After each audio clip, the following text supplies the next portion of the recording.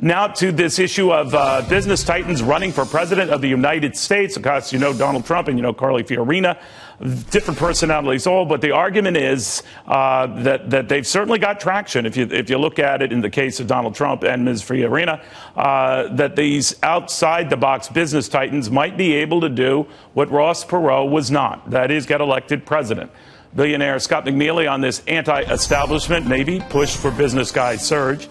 Scott, it's always good to have you. What do you make of that, specifically when it comes to Donald Trump? Because he obviously gets the most attention, the most press, maybe because he has the most money or the biggest mouth or whatever, but he's certainly generating a good deal of publicity. Could he go all the way? Well, I think what you're seeing is a massive frustration. And, you know, you see all the polls where Congress is barely double-digit approval ratings. People are just not believing that long time or the standard politician, no matter what they say on the stump, has any chance of really breaking the logjam and breaking the methodology of bigger government, more regulation, and less personal responsibility. Do you think it's the appeal of a business person? Carly Fiorina comes to mind now. Whatever their controversy, for example, business titans tend to lay off people. Carly Fiorina under a lot of heat there were days at HP that she laid off a lot of people, 30,000. She has taken that and gone on offense to say maybe that's the kind of stuff that Washington needs. Maybe we have to make it leaner and meaner. But I think of what happened to Mitt Romney and explaining the difference between individuals and corporations, that companies are individuals. You remember the score and the way the media just raked them over the coals, that it's tough. It's tough for business guys to make their case. Herman Cain found out for other reasons, but it's a tough road. Yeah, well, I mean, that's the wonderful challenge of democracy. And, you know, really you have to just make a decision. What do you think the scope of government should be?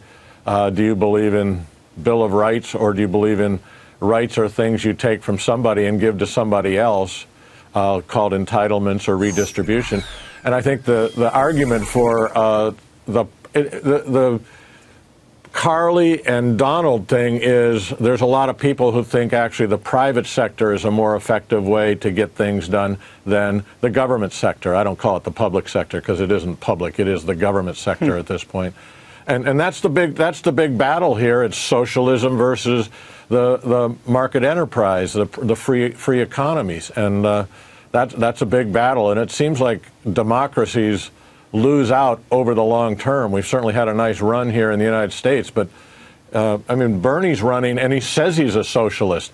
I can remember when I was a teenager, you know, socialist was like a four-letter word. No, you're right. You're right. And there's definitely something to connecting all of that passion with all of these very outside-the-box candidates. But, you know, the rap you hear against business guys running for political office is they don't have the temperament or the DNA to deal in politics and shared power and dealing with branches of government and negotiating and all. They're used to calling the shots. Guys like you used to calling the shots. And it's very, very tough for you to work in an environment where you're not the one always calling the shots. What do you think?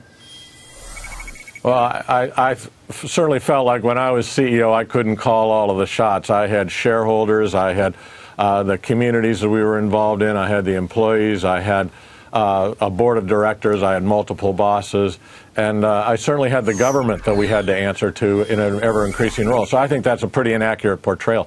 I have to say, I think Hillary is a natural in terms of being able to get things done. I don't know any other businessman who could actually hide or get rid of or actually lose email. I mean, it's supposedly a digital tattoo. She's actually been able to accomplish it. So we don't know that. Now, be nice, be nice. Well, what I want to get from you, though, Scott, is do you have the feeling longer term that this fixation on these outside-the-box candidates wanes? The history suggests that though we flirt with these type of candidates, eventually we all go back to that same petri dish, the congressman, the former senator, the present senator, the governor, that we always return to the familiar.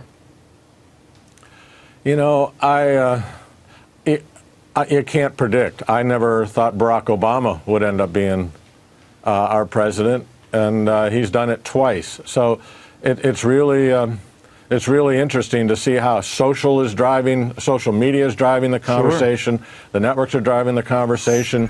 Paychecks that come in the mail are driving the conversation. for the individual voter, and just plain affiliation is driving it. All right, Scott, thank you very much. Always good talking to you, my friend. Scott McNealy, one of the business legends, a titan. It's changed the way the technology world operates, if you think about it.